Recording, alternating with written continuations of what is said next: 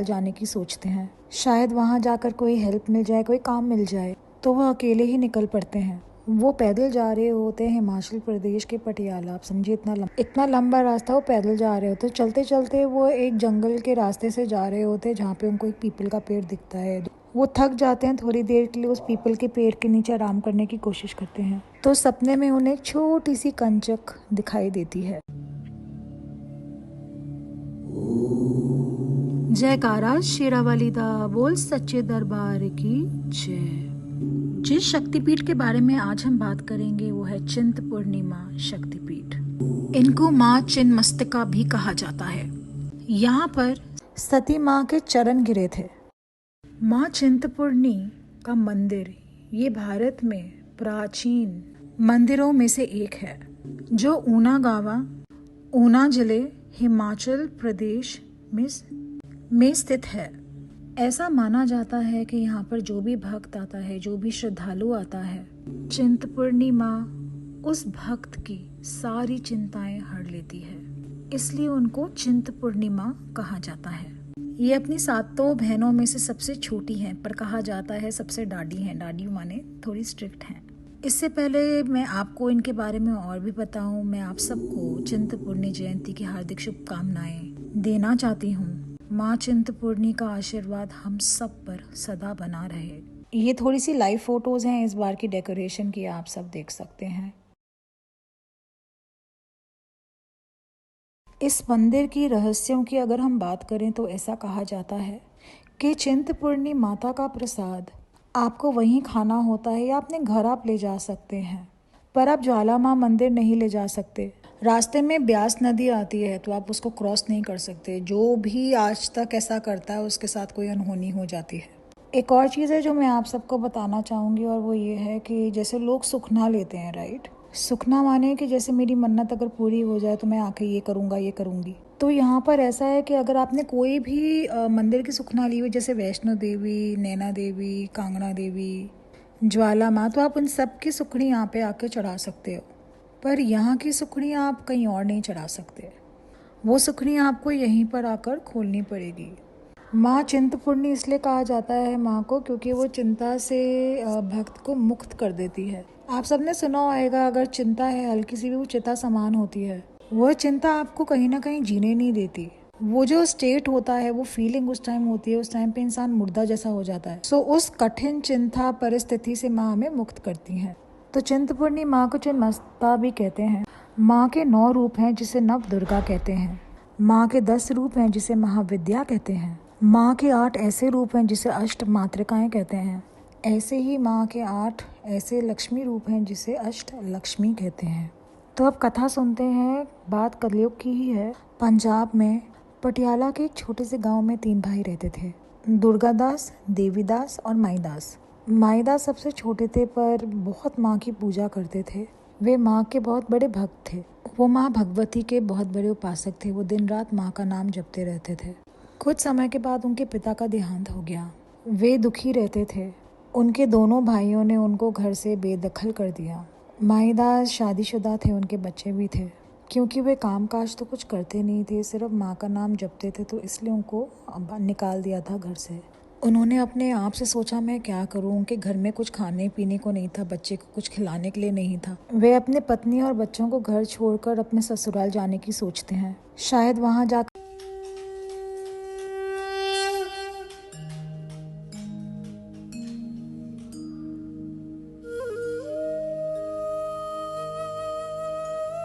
जब वो उठते हैं उन्हें बहुत अच्छी सी एक अनुभूति फील होती है। वो फिर चल पड़ते हैं अपने ससुराल की तरफ, पर वो उसी जंगल में अटक जाते हैं। वो वापस बार बार उसी पीपल के पेड़ के नीचे पहुंच जाते हैं। रात हो जाती है, उसे बहुत डर लगता है। घने सुनसान जंगल में अकेले।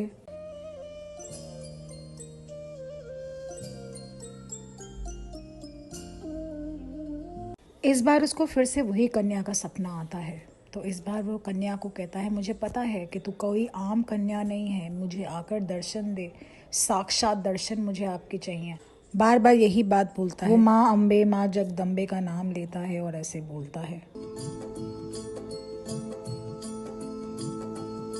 उसके सामने माँ ऐसे कन्या रूप में त्रिशूल धारण हाथ में किए प्रकट हुई। वो माँ को देखकर इतना प्रसन्न होता है कि माँ के चरणों पर ही गिर जाता है। वो माँ को कहता है, माँ अब आप मुझे कभी छोड़ के मत जाना, मेरे साथ ही रहना। माँ उससे कहती है, हे मेरे बच्चे, हे मेरे भक्त माईदास, तुझे आज से कोई चिंता करने की जरूरत नहीं है। तेरी सारी चिंताओं का मैं अंत करूंगी, तेरी सारी चिंताएं मैं खुद हर लूंगी। जिस पीपल के पेड़ के नीचे तू सोया था, वहाँ नीचे मेरी पिंडी है। उसका तू पूजन कर, उसका तू यहीं पर निवास स्थल कर। इस पर माईदास कहता है, माँ यहाँ पर तो दूर दूर तक कोई साधन नहीं है। वो कहता है, यहाँ पे दिन में भी इतना भय लगता है, रात को तो पूछो ही मत, मैं अपने घर कैसे पहुँचूंगा, मैं यहाँ पर क्या खाऊंगा, भोजन के लिए भी यहाँ पर कुछ नहीं है। माँ उससे कहती है कि तू मत घबरा, सब तेरे लिए हो जाएगा आगे। अब जब तू मेरी पिंडी का पूजन करेगा, आगे जाकर यहाँ पर एक मंदिर स्थापना होगी और वह तेरा ही वंश आगे बढ़ाएगा, तो तेरा ही वंशज उसे आगे चलाएगा। तो माँ की कृपा से ही ये जो भवन है वो बना। उसने एक और चीज़ माँ से कही थी कि यहाँ पे पानी पीने के लिए भी दूर दूर तक कुछ नहीं है।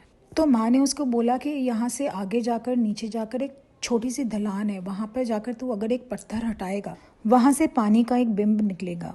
तो उसने जैसे ही वो पत्थर हटाया वहाँ पर जाकर नीचे, तो वहाँ पर अपने आप ही झरझर पानी बहने लगा। तो ये चमत्कारी पानी है, इट्स लाइक अपने आप प्रकट हुआ। तो आज भी जो पिंडी का अभिषेक होता है वो इसी पानी से होता है। इधर के हिमाचल के लोग इस जगह को बावड़ी कहते हैं, पानी वाली जगह को। ऐसा कहा जाता है, बहुत से भक्तों ने देखा भी है कि माँ ज्वाला यहाँ जोत रूप में आती हैं हर साल अपनी बहन चिंतपूर्णी और नैना देवी से मिलने।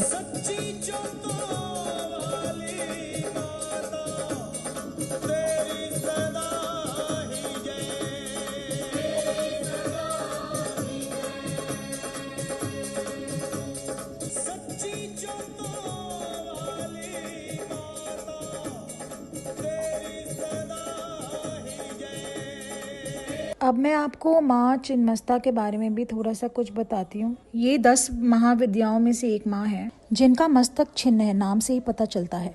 उन्होंने अपनी योगनियाँ जया और विजया उनके रक्त प्यास को बुझाने के लिए अपना शीश काट दिया था, जिससे 3 धाराएं सद्गुण, रजस गुण और तामस गुण माँ के धड़ से निकली। वैसे तो माँ की 64 योगनियाँ हैं, पर ये 2 का नाम आता है। जो सतगुण का रक्त होता है वो माँ स्वयं अपने आप पीती हैं। जो रजय गुण और तमय गुण है उसकी धारा उनकी योगनियाँ पीती हैं।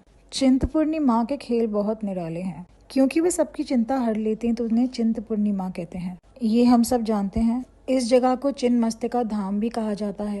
चारों ओर से रुद्र महादेव इस मंदिर की रक्षा करते हैं।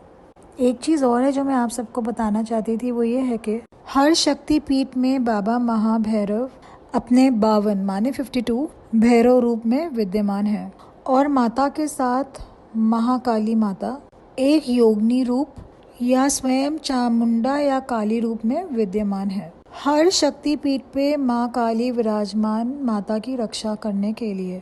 एक और बात जो मेरे मन में है वो ये है कि अगर आप शक्तिपीठ देखें तो आपको प्रेरणा दे सकता है अपनी लाइफ जीने के लिए। जैसे चिंता हम सबको जला देती है और चिंतन हम सबको प्रज्वलित करती है। तो ये लाइंस, तू क्यों उदास है, तू क्यों निराश है, जब तेरे सर पर मेरे आशीर्वाद का हाथ है। आने वाले पल में क्या होगा ये तो एक राज है। दुख सुख तो चलते साथ साथ हैं, पर जीवन का असली मतलब खुलकर जीना है। यही एक सत्य है और यही तेरे पास आज है। हे चिंतपूर्णिमा, ना तो कोई कागज़ रखती है, ना ही कोई किताब रखती है, फिर भी हर एक के कर्म का हिसाब रखती है। जय माता दी। थैंक यू हेमांग अग्निहोत्री, राघव भाई, कुणाल भाई, merciful blessings of Devi and Kartik.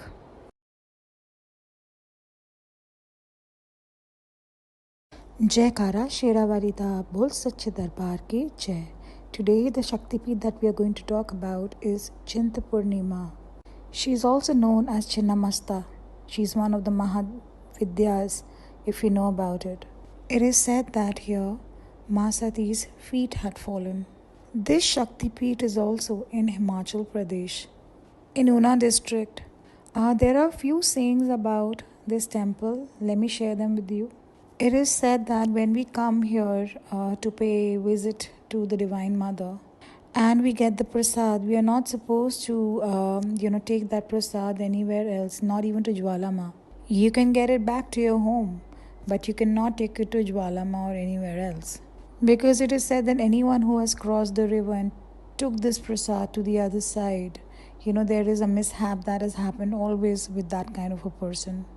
Also, there is a very important thing that I like to share with everybody. Like when we ask for our wishes, that if my wish is going to get fulfilled, then I'm going to come and pay visit to you, yes? So this is called Sukhna. So if you have asked for Sukhna from any other temples like Vaishno Devi, Naina Devi, Jwalama, and you could not go there, you can always come here. So this is something special about this temple. And give Sukhna over here. Whereas if you have asked Sukhna of this temple, you cannot go to any other temple. No, this cannot be done. Then you have to come here only to open that Sukhna. Since today is Chintapurni Jayanti, which is the birthday of the beautiful Mother Goddess, I would like to wish you all, a very, very blessed Chintapurni Jayanti, as well as I pray to the Mother Goddess to bless each one of us. Now let's talk about how the temple came into being. There is a story which is associated to it. Once there were 3 brothers, and the youngest of them was called Maidas. He was a strong devotee of Ma Durga. Most of the time he used to keep praying to the goddess. He had immense faith in the beloved Divine Mother. One day his father passed away, so the 2 elder brothers decided to throw Maidas out of the house, since he was not an earning man and all the burden and pressure was on them. Maidas was also a married man. He had kids too, so he left his kids and wife still at his house for some time and decided to go in search of some work, or maybe in search of some money that he might just get. So he decided to go to his in-laws' house and ask them for some help. So he started to walk and then found himself in a jungle. He felt a little scared there as there was no one there. He decided to take a nap as he was very tired. So he found a peepal tree. It was a huge peepal tree where he decided to wait and sleep for a while. When he slept, he dreamt of this small little girl, Kanya, and she was smiling at him. There was something very different about this girl, the glow, the aura. And she was also blessing him. So as he woke up, he felt very energized. He felt very different. He felt something very different about this dream. He chanted Ma Durga's name and started to again walk towards his in-laws' house. But the shocking thing was that he was again and again landing to the same place, to the same peepal tree. He again slept. The goddess again appeared before him in his dream.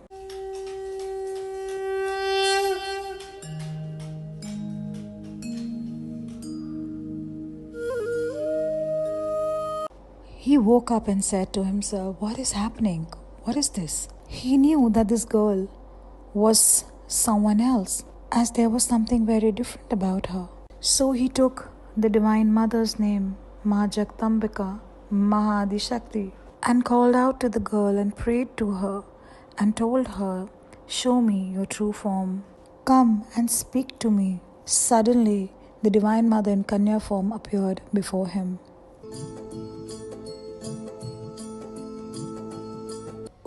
The beautiful Mother Goddess appears before him as a small Kanya holding a Trishul in her hand and tells him, "My child, I am very happy with your devotion."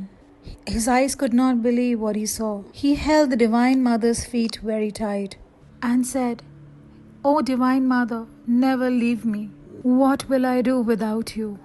The Divine Mother replied back to him, "O Maidas, my child, from today all your worries shall end. Give them all to me, and in place of them take back happiness and smiles. Are you even aware that in coming near future you will have to do my work? You see this peepal tree, it is not an ordinary peepal tree.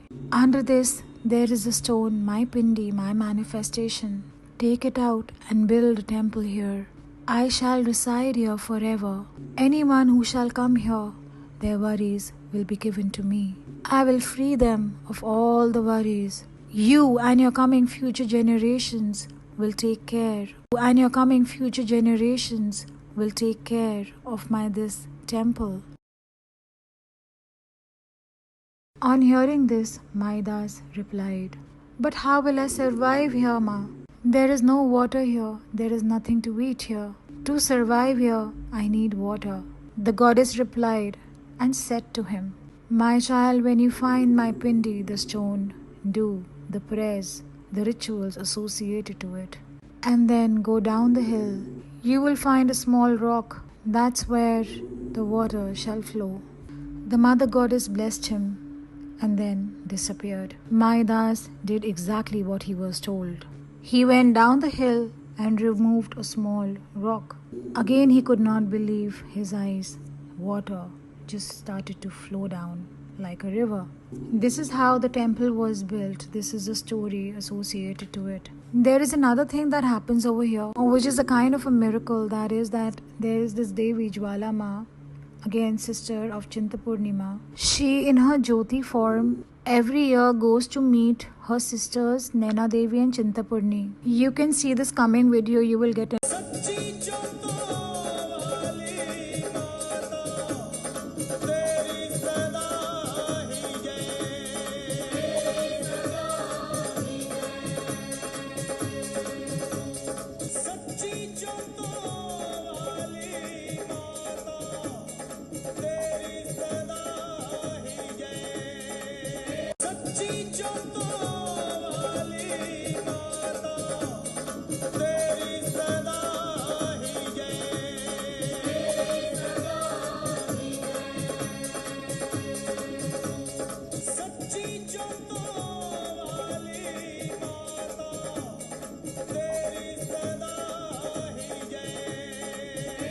So let's talk a little bit about Ma Chinmasta also. She is one of the Devi forms in the 10 Mahavidyas. The one who does not have the head, you can see the picture. She is also the life giver as well as a life taker. So there is a story. It's about the goddess and her yoginis, Jaya and Vijaya. So once there was nothing to eat and the yoginis were very hungry. So to satisfy their hunger, the goddess served her own head, and blood started to flow in 3 directions. One in Jaya's mouth, one in Vijaya's mouth, and one in the goddess' mouth herself. These also depict the 3 gunas. The sattvic blood that came out, the goddess drank it herself, whereas the rajas and the tamasic blood, the yoginis drank. So this story shows us how caring she is even for her own yoginis. There is something more that I want to share. So since there are 52 Shaktipeeths, so then there will also be 52 Bhairav forms. Even goddess as Mahakali resides in these temples to protect the Divine Mother. Lastly, I would like to share with all of you that every Shaktipeeth has some hidden Shakti. Every story related to these Shaktipeeths have inspiration and inner wisdom. We must apply this knowledge in our everyday life to invoke the Shakti of the Divine Mother Goddess, to invoke the energy of the Divine Mother Goddess. Like this, Shaktipeeth tells us not to have Chinta. Chinta means worries, to let go of worries. So this goddess form is the one who takes away the worries of the beloved devotees. So from today, we must try not to worry so much about the past or the future, because the only life that we have is today. The moment we have to live is today. We must contemplate and surrender to the divine. Happiness and sadness will come and go, making each one of our hearts and souls glow. And once you do this, the divine miracles shall show. So these are a few lines that I wanted to share from my own heart. With this, we are going to end today's post. Thank you for all the information, Himang Agnihotri Bhai, Raghav Bhai, merciful blessings of Devi, Kartik Bhai for the videos. May Ma bless all. So bye-bye for today. We will meet tomorrow again with another story of another Shaktipeeth.